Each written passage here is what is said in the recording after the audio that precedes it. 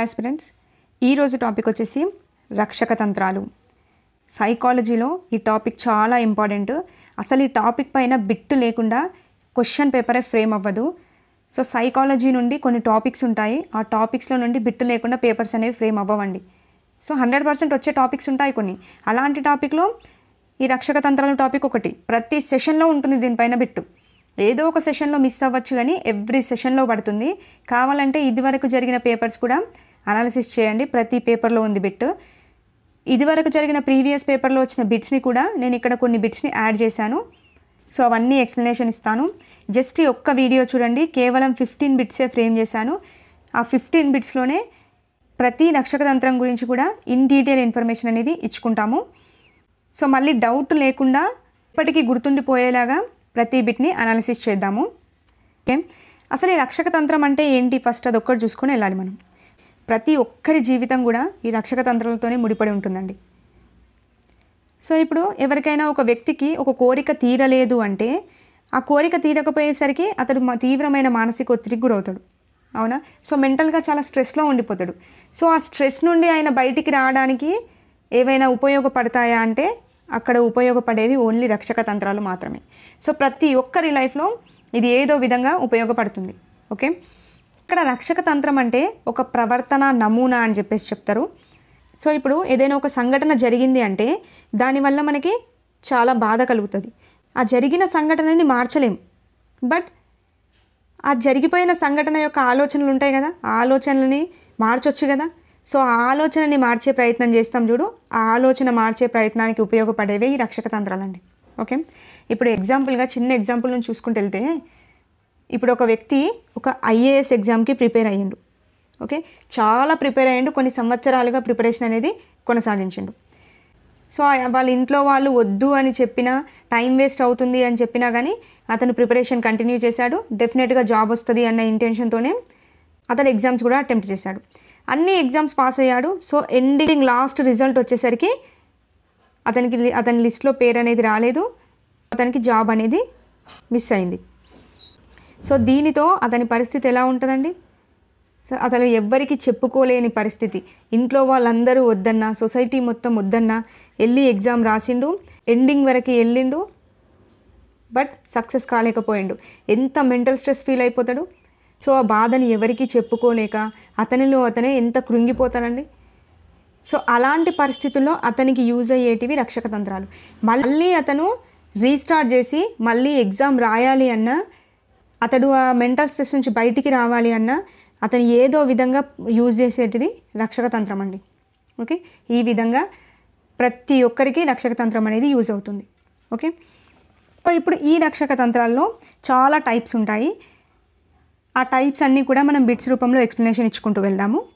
First bit చూడండి, రక్షక తంత్రం అను పదాన్ని మొట్టమొదటిసారిగా ఉపయోగించిన వారు ఎవరు? Gene పియాజే, Sigmund Freud, Woodworth, నోమ్ Chomsky. చెప్పండి, చాలా ఇంపార్టెంట్. రక్షక తంత్రం అను పదాన్ని మొట్టమొదటిసారిగా ఉపయోగించింది సిగ్మండ్ ఫ్రాయిడ్ అండి. ఓకే, గుర్తుపెట్టుకోండి, సిగ్మండ్ ఫ్రాయిడ్. నెక్స్ట్ బిట్ చూడండి, ప్రతి ఒక్కరూ ఆన్సర్ చేయడానికి ట్రై చేయండి.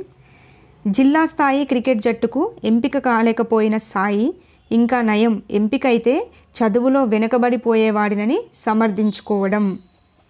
చెప్పండి ఏమవుతుంది? ప్రక్షేపణం, హేతుకీకరణం, విస్థాపనం, ఉపసంహరణం. ఆన్సర్ వచ్చేసి హేతుకీకరణ అవుతుందండి. ఎందుకంటే హేతుకీకరణ అంటే ఏంటి అంటే, అతనికి ఏదైనా పని జరగలేదు అంటే దాన్ని ఏదో ఒక కారణం చెప్పి తప్పించుకుంటాడు. ఓకే, ఆ కారణం కూడా సమాజం ఆమోదించే రీతిలోనే కారణం చెప్పుకుంటాడండి. అంటే అందరూ సమర్థించేటట్టుగానే ఆ కారణం అనేది ఉంటుంది. ఇప్పుడు చూడండి, జిల్లా స్థాయి క్రికెట్ జట్టుకు ఎంపిక కాలేకపోయిండు. ఓకే, ఎందుకు ఎంపిక కాలేదు అంటే ఆయన ఏమంటున్నాడు, ఇంకా నయం ఎంపిక అయితే చదువులో నేను వెనుకబడిపోతుండే కాబట్టి ఎంపిక కాలేకపోయినా నయమైంది అని అంటున్నాడు. అంటే అతనే సమర్థించుకుంటున్నాడు కదా, ఒక కారణం చెప్పి సమర్థించుకుంటున్నాడు. సో అలా కారణం చెప్పి సమర్థించుకుంటే దాన్ని హేతుకీకరణం అంటారండి. ఓకే, ఇక్కడనే ఉంటుంది. హేతువు అంటే రీజన్, కారణం అని గుర్తుపెట్టుకోండి. ఓకే, కారణం. ఓకే, ప్రక్షేపణం. మరి ప్రక్షేపణం కాదు. ప్రక్షేపణం ఎందుకు కాదు? తనలో ఏదైనా లోపం ఉంటే ఆ లోపానికి ఇతరులను కారణం చేస్తాడు, అలాంటిది ప్రక్షేపణం అవుతుంది. అంటే ఇప్పుడు ఇదే ఎగ్జాంపుల్ చూడండి, క్రికెట్ జట్టుకు ఎందుకు ఎంపిక కాలేవరా సాయి అని అడిగితే బ్యాట్ సరిగా పనిచేయలేదు, బ్యాట్ సరిగా ఆడడానికి ఇబ్బంది పెట్టింది అని అన్నాడు అనుకో, సో తనలో ఉన్న లోపాన్ని బ్యాట్ పనిచేయలేదని చెప్తున్నాడు. సో అలా చెప్తే అది ప్రక్షేపణం అండి. ఓకే, విస్థాపనం కూడా అవ్వదు. విస్థాపనం అంటే తనలోని లోపాన్ని తక్కువ స్థాయి వారిపై చూపించడం అన్నట్టు.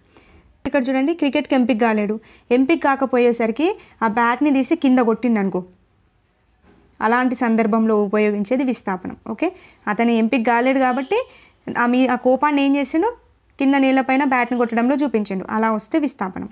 ఓకే, ఉపసంహరణ అంటే మొత్తం ఆ క్రికెట్ జట్టు నుండే తొలగిపోవడం, అలా తొలగిపోతే ఉపసంహరణ. ఓకే, సో ఇక్కడ ఏమైంది, సమర్థించుకున్నాడు, కారణం చెప్పి సమర్థించుకున్నాడు కాబట్టి ఇది హేతుకీకరణ అవుతుంది. ఓకే, నెక్స్ట్ బిట్ చూడండి. క్రికెట్ మ్యాచ్లో ఓటమి పాలైన జట్టు కెప్టెన్ను కోచ్ మందలించగా ఆ కెప్టెన్ కోపాన్ని ఆటగాళ్లపై చూపడం. చెప్పండి ఏమవుతుంది, ప్రక్షేపణం, ఉపసంహరణ, హేతుకీకరణం, విస్థాపనం. చూడండి, ఇక్కడ క్రికెట్ మ్యాచ్లో ఓటమి పాలైండు, ఆ ఓటమి పాలైన కెప్టెన్ని కోచ్ వచ్చి మందలించిండు, అంటే కోచ్ వచ్చి తిట్టిండు. తిడితే ఏం చేసిండు, అతను కోచ్ వచ్చి తిట్టిండు అని చెప్పేసి ఆ కోపాన్ని ఇతర ఆటగాళ్ళపైన చూపించిండు, అంటే ఒకరి మీది కోపాన్ని ఇంకొకరిపై చూపించిండు. ఓకే, ఇలా ఒకరి మీది కోపాన్ని ఇంకొకరిపై చూపిస్తే అలాంటి దాన్ని విస్థాపనం అంటారండి. విస్థాపనం, దీన్ని ఎలా గుర్తుపెట్టుకోవాలంటే, ఇప్పుడు స్థాపనం, విస్థాపనం అంటే మొత్తం విస్తరించేలాగా స్థాపిస్తాడు అన్నట్టు, అట్లా గుర్తుపెట్టుకోండి, జస్ట్ మనం గుర్తుపెట్టుకోవడం కావాలి. ఓకే, తనని ఎవరైనా తిట్టినా ఆ కోపాన్ని వేరే వాళ్ళపైన చూపిస్తాడు అన్నట్టు, అలాంటిది విస్థాపనం. ఇక్కడ కూడా అంతే జరిగింది కదా, కోచ్ తిట్టిండు, తిట్టేసరికి కోపాన్ని ఆటగాళ్ళపై చూపించిండు, అలా చూపిస్తే విస్థాపనం అవుతుంది. ఓకే, ఇక్కడ ప్రతి రక్షక తంత్రం పైన ప్రతి ఒక్కటి వచ్చేలాగా ఫ్రేమ్ చేశాను, సో అన్నీ చూసుకుంటూ వెళ్దాం, అన్నీ వచ్చేస్తాయి. నెక్స్ట్ చూడండి, శుభకార్యాలకు వెళ్ళే మహిళ అక్కడ అవమానం జరుగుతుందని శుభకార్యాలకు వెళ్ళకపోవడం ఏమవుతుందండి, ఉదాత్తీకరణం, తదాత్మీకరణం, ఉపసంహరణ, దమనం. ఇక్కడ ఏంటి, శుభకార్యాలకు వెళ్ళే మహిళ అక్కడ అవమానం జరుగుతుందని చెప్పేసి మొత్తమే వెళ్ళలేదు, అంటే మొత్తమే వెళ్ళొద్దు అని చెప్పేసి ఫిక్స్ అయిపోయింది, అలా ఫిక్స్ అయితే దాన్ని ఉపసంహరణ అంటారు. ఓకే, అంటే ఇక్కడ పరిస్థితుల్ని ఎదుర్కోలేము అని చెప్పేసి ఆ పరిస్థితికి దూరంగా ఉండడం, అంటే మొత్తం ఇక ఉపసంహరించుకోవడం అన్నట్టు, అలాంటి దాన్ని ఉపసంహరణ అంటారు.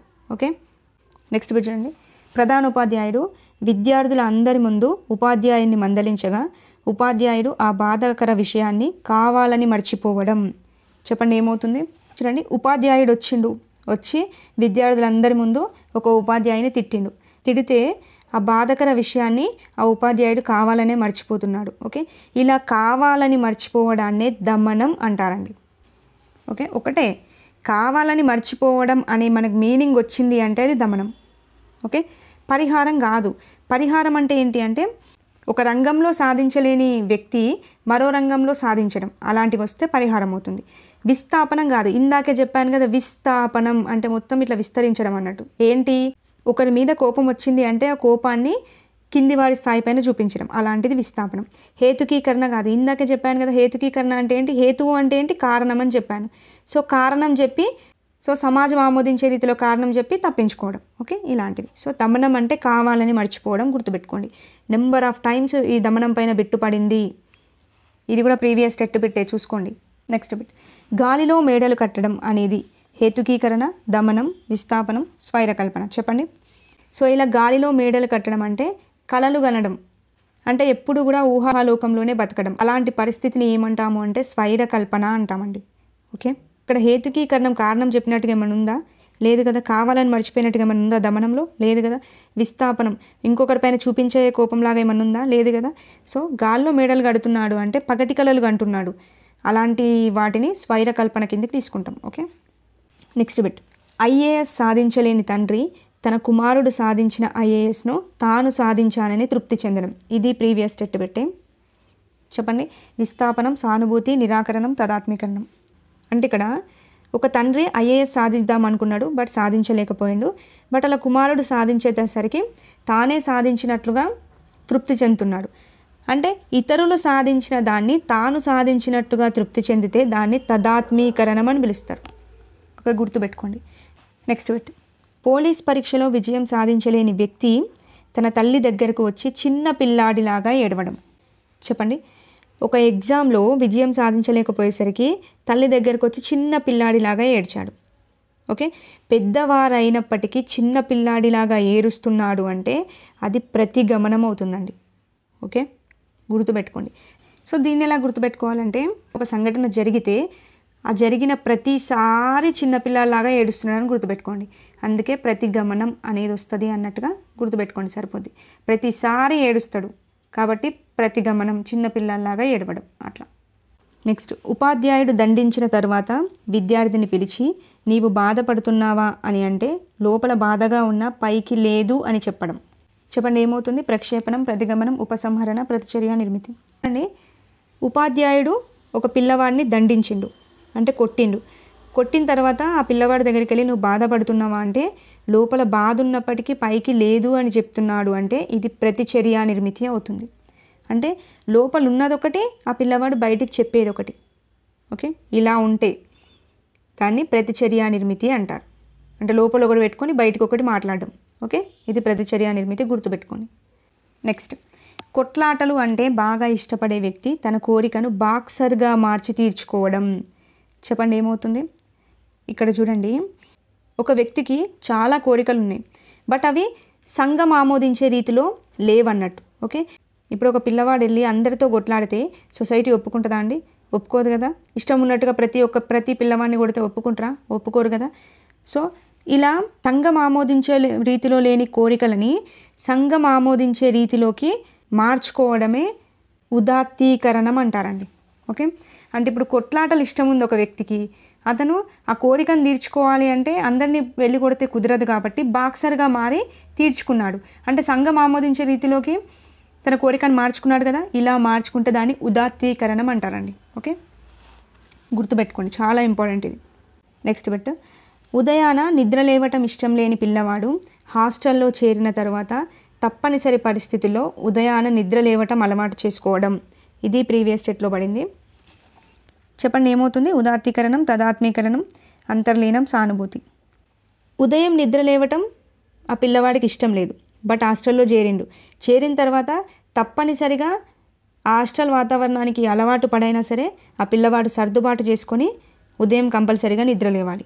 సో ఇలా ఆ పరిస్థితులకు అనుగుణంగా అందులోకి మారి సర్దుబాటు చేసుకోవడాన్ని అంతర్లీనం అంటారండి. ఓకే, అంటే ఏంటి? అక్కడున్న పరిస్థితులకు అనుగుణంగా దాంట్లోకి మారిపోవడం, అలా మారిపోతే అంతర్లీనం. సో ఇప్పుడు ఒక పిల్లవాడిని తీసుకున్నాం అనుకో, ఆ పిల్లవాడు ఇంట్లో అసలు మాంసాహారమే తినడండి. సో మాంసాహారమే తినడు, అతని హాస్టల్లో వేశారు. సో హాస్టల్లో వేస్తే హాస్టల్లో అందరూ కూడా ప్రతిరోజు మాంసాహారమే వండుతారు. సో అలాంటి సందర్భంలో పిల్లవాడు ఏం చేస్తాడు? ఆ పరిస్థితులకు అనుగుణంగా అతడు కూడా ఎప్పుడో ఒకసారైనా కానీ మాంసాహారాన్ని అలవాటు చేసుకుంటాడు. ఓకే, అంటే ఆ పరిస్థితులకు అనుగుణంగా సర్దుబాటు చేసుకుంటున్నాడు. అలా చేసుకుంటే, అలా మారిపోతే అంతర్లీనం అంటారు. Okay, next bit. పరీక్షలో ఫెయిల్ అయిన కుమార్ను తన తల్లి నీవు సరిగ్గా చదవకపోవడం వల్లనే ఫెయిల్ అయ్యావని అన్నప్పుడు అది నిజమే అయినప్పటికీ కుమార్ కాదు నేను సరిగ్గానే చదివాను అని తెలపడం. చెప్పండి ఏమవుతుంది? ప్రక్షేపణం, ప్రతిచర్య నిర్మితి, ఉపసంహరణ, నిరాకరణం. ఇక్కడ క్వశ్చన్ అర్థం చేసుకోండి. ఒక కుమార్ అనే వ్యక్తి పరీక్షలో ఫెయిల్ అయ్యిండు. సో తన తల్లి ఏమన్నది? నువ్వు చదవకపోవడం వల్లనే ఫెయిల్ అయినావని అంటే అతను ఏమంటుండో అది నిజమే అయినప్పటికీ లేదు నేను సరిగ్గానే చదివాను అని అంటున్నాడు. ఇలా నిజమైనప్పటికీ నిజం కాదు అని చెప్తే దాన్ని నిరాకరణం అంటారండి. అంటే నిజమైనప్పటికీ కూడా ఒప్పుకోకుండా నిజం కాదు అని చెప్పేదాన్ని నిరాకరణం అంటారు. ఓకే, గుర్తుపెట్టుకోండి. చదువులో రాణించని విద్యార్థి ఆటలలో రాణించడం. అంటే ఇక్కడ ఒక వ్యక్తి ఒక రంగంలో విజయం సాధించలేకపోతే ఇంకో రంగంలో విజయం సాధించడం అనేది పరిహారం అవుతుందండి. ఓకే, పరిహారం ఇందులోనే ఉంది కదా, ఇది కాకపోతే అది అన్నట్టు. అంటే ఒక రంగంలో విజయం సాధించలేరు, సో ఇంకో రంగంలో విజయం సాధించడం. ఇప్పుడు చూడు, చదువులో రాణించని విద్యార్థి ఆటల్లో రాణించింది. అంటే ఒక రంగంలో సాధించలేని వ్యక్తులు ఇంకో రంగంలో విజయాన్ని సాధిస్తే దాన్ని పరిహారం అంటారు. ఓకేనా? Next bit. అందని ద్రాక్ష పుల్లన అనేది ఏ రక్షక తంత్రం? చెప్పండి. ప్రక్షేపణం, స్వైరకల్పన, హేతుకీకరణం, తదాత్మీకరణం. చూడండి ఇక్కడ అందని ద్రాక్ష పుల్లన ఏమంటున్నాడు? అందని ద్రాక్ష పుల్లన అంటే ద్రాక్ష అందట్లేదు, సో అందకపోయేసరికి ఆ అందని ద్రాక్ష ఎప్పటికైనా పుల్లగానే ఉంటుంది అని అంటున్నాడు. అంటే కారణం చెప్పి తప్పించుకుంటున్నాడు చూడండి. సో ద్రాక్ష అందట్లేదు, సో అందని ద్రాక్ష ఎప్పుడూ పుల్లగానే ఉంటుంది అని చెప్తున్నాడు. అంటే కారణం చెప్పి తప్పించుకుంటున్నాడు. అలా తప్పించుకుంటే అది హేతుకీకరణం, అంతే కదా. మనకు క్వశ్చన్లో కారణంలాగా ఏదైనా చెప్పి తప్పించుకున్నట్టుగా కనిపిస్తే అది హేతుకీకరణ పెట్టేసేయండి. Okay, next bit. క్రికెట్ మ్యాచ్లో మొదటి బంతికే అవుట్ అయిన సాయి కోపంగా తన బ్యాట్ని పిచ్కేసి కొట్టడంలోని రక్షకతంత్రం ఏది? చెప్పండి. చూడండి, ఇక్కడ మొదటి బంతికే అవుట్ అయిండు. సో కోపంతో ఏం చేసిండు? బ్యాట్ని పిచ్కేసి కొట్టిండు. అంటే ఒకరి మీది కోపం ఇంకొకరి మీద చూపించిండు. అలా చూపిస్తే ఏంటండి అది? విస్థాపనమే కదా, అంతే కదా. సో ఇలా విస్తరించిండు, ఒకరి మీది కోపాన్ని తీసుకొచ్చి ఇంకొకరి మీద చూపిస్తే అది విస్థాపనం అవుతుంది. ఓకే, ఇందాకే చెప్పాను. రైట్, ఇవ్వండి. ఆల్మోస్ట్ అన్ని రక్షక తంత్రాలు కవర్ చేశాను. ఒక్క 3 minutes కేటాయించండి. ప్రతి రక్షక తంత్రం గురించి కూడా ఇక్కడ చిన్నగా ఎక్స్ప్లెనేషన్ ఇస్తాను. ఎక్కువగా ఎగ్జామ్లో ఫ్రేమ్ అయ్యేవి మాత్రమే చెప్తాను. సో ఫస్ట్ వన్ చూస్తే దమనం అండి. సో ఈ దమనం నుండి ప్రతి సెషన్లో చాలా మట్టుకు ఫోకస్ చేస్తాడు. సో దమనం అంటే ఏంటి అంటే కావాలని మర్చిపోవడం. ఓకే, దమనం అంటేనే మర్చిపోవడం, అది కూడా కావాలని మర్చిపోవడం. అంటే ఇద్దరి స్నేహితుల మధ్యలో ఏదైనా గొడవ జరిగింది అంటే దాన్ని ఆ పిల్లవాడు కావాలని మర్చిపోతాడు. సో ఇలా కావాలని మర్చిపోయేదాన్నే దమనం అంటారు. ఓకే, గుర్తుపెట్టుకోండి. దీనికే ఇంకా కొన్ని నేమ్స్ ఉంటాయండి, ఆ నేమ్స్ కూడా చాలా ఇంపార్టెంట్. ప్రేరేపిత విస్మృతి, నెక్స్ట్ క్రియాత్మక విస్మృతి, నెక్స్ట్ ఉద్దేశపూర్వక విస్మృతి అని ఉంటాయి. ఓకే, ఒక ఎగ్జామ్లో ఏమడిగాడు అంటే ఒక విద్యార్థి ఎగ్జామ్లో ఫెయిల్ అయ్యాడు. సో ఆ బాధని కావాలని మర్చిపోవడం అనేది క్రింది వాటిలో దేని కిందికి వస్తుంది అని చెప్పేసి ఇచ్చేసి దమనం అని ఇవ్వకుండా ఉద్దేశపూర్వక విస్మృతి అని ఇచ్చాడు. ఓకే, దమనం అన్న ఉద్దేశపూర్వక విస్మృతి అన్న ఒకటే, గుర్తుపెట్టుకోండి. ఓకే, సో దమనం అంటే కావాలని మర్చిపోవడం. నెక్స్ట్ ఇంకొకటి ఎక్కువగా ఫోకస్ చేసేది పరిహారం పైన ఫోకస్ చేస్తాడు. పరిహారం చూడండి, దాంట్లోనే ఉంది. పరిహారం అంటే ఇది కాకపోతే అది అన్నట్టు. అంటే ఒక రంగంలో విజయం సాధించలేని వ్యక్తి మరొక రంగంలో విజయం సాధించడం. అంటే చదువులో రాణించలేని వ్యక్తి ఆటల్లో రాణించడం. ఓకే, అలా అన్నట్టు. నెక్స్ట్ ఇంకా ఎక్కువగా ఫోకస్ చేసేది హేతుకీకరణ పైన ఫోకస్ చేస్తాడు. ఓకే, చెప్పండి. ఇందాకే చెప్పాను కదా, హేతుకీకరణ. హేతువు అంటే కారణం, అంటే ఆ కారణం కూడా సంఘం ఆమోదించే రీతిలో కారణం చెప్పి తప్పించుకుంటాడు. ఓకే, ఇప్పుడు ఎగ్జాంపుల్, పాఠశాలకు ఒక విద్యార్థి ఆలస్యంగా వచ్చాడు. ఎందుకు ఆలస్యంగా వచ్చావురా అంటే ముందు వచ్చినా ఏం లాభం, వచ్చిన వారు ఏం సాధించారు అంటాడు. కారణం చెప్పి తప్పించుకుంటున్నట్టుగా మన క్వశ్చన్లో ఉంటే అది హేతుకీకరణ పెట్టేసేయండి. నెక్స్ట్ చూడండి, ఇంకొకటి ఎక్కువగా ఫోకస్ చేసేది ప్రక్షేపణం పైన ఫోకస్ చేస్తాడు. ఓకే, ప్రక్షేపణం అంటే తనలో ఉన్న లోపాలకు ఇతరులను బాధ్యులను చేస్తాడండి. సో ఇప్పుడు ఎగ్జాంపుల్గా ఒక వ్యక్తి క్రికెట్ ఆడుతున్నాడు. సో ఆ క్రికెట్ ఆడేటప్పుడు అతనికి సరిగా ఆడడానికి రావట్లేదు. అలాంటప్పుడు అతని రీజన్ ఏం చెప్పుకున్నాడంటే అతను బంతి సరిగా వేయట్లేదు, అందుకే నేను కొట్టలేకపోతున్నాను అని చెప్తున్నాడు. అంటే చూడండి, ప్రతిసారి ప్రక్షేపణం అంటే ప్రతిసారి తనలోని లోపానికి ఇతరులను బాధ్యులని చేస్తున్నాడు. అట్లా గుర్తుపెట్టుకోండి. ఓకే, ప్రతిసారి తనలోని లోపానికి ఇతరులను బాధ్యులను చేయడాన్ని ప్రక్షేపణం అంటారు. ఓకే, గుర్తుపెట్టుకోండి. నెక్స్ట్ ఇంకోటి విస్థాపనం పైన కూడా బిట్టు ఫ్రేమ్ అవుతుంది. ఈ విస్థాపనం అంటే ఏంటి అంటే ఇందాకే చెప్పాను కదా, విస్తరించడం. ఏం విస్తరించడం? తనకు ఏదైనా కోపం వచ్చింది, ఆ కోపాన్ని వేరే వారిపైన చూపిస్తున్నాడు. ఓకే, అంటే విస్తరిస్తున్నాడు అన్నట్టు. ఇలా గుర్తుపెట్టుకోండి. విస్థాపనం అంటే విస్తరించడం. అంటే ఎవరైనా అతన్ని తిట్టారనుకోండి, ఆ కోపాన్ని తీసుకెళ్ళి కింది స్థాయి వారిపై చూపిస్తాడు. అలా చూపిస్తే దాన్ని విస్థాపనం అంటారు. ఓకే, నెక్స్ట్ ఇంకొక మోస్ట్ ఇంపార్టెంట్ ప్రతిగమనం అండి. ప్రతిగమనం అంటే ఏంటి? ఇందాకే చెప్పాను కదా, ప్రతిగమనం. ప్రతిసారి ఏడుస్తాడు. ఏ విధంగా? చిన్న పిల్లాడిలాగా ఏడుస్తాడు. ఓకే, ప్రతిగమనం అంటే ప్రతిసారి చిన్న పిల్లాడిలాగా ఏడవడం. పెద్దవాడైనప్పటికీ చిన్నపిల్లలాగా ఏడిస్తే దాన్ని ప్రతిగమనం అంటారు. ఓకే, ఇంకొకటి ఇందులో తదాత్మీకరణం ఒకటి గుర్తుపెట్టుకోండి. తదాత్మీకరణం అంటే తను సాధించలేకపోయిన విజయాన్ని ఇతరులు సాధిస్తారు కదా, ఆ ఇతరులు సాధించిన దాన్ని తాను సాధించినట్లుగా సంతృప్తి చెందుతాడు. ఓకే, నెక్స్ట్ ప్రతిచర్య నిర్మితి. ప్రతిచర్య నిర్మితి అంటే లోపల ఉన్నదొకటి బయటికి చెప్పేది ఒకటి. ఓకే, లోపల ఉన్నదొకటి బయటికి చెప్పేది ఒకటిలాగా ఉంటే అది ప్రతిచర్య నిర్మితి అంటారు. నెక్స్ట్ స్వైర కల్పన. స్వైర కల్పన అంటే ఏంటి చెప్పండి? కళలు కనడం. పగటి కళలు కనేదాన్ని స్వైర కల్పన అంటారు.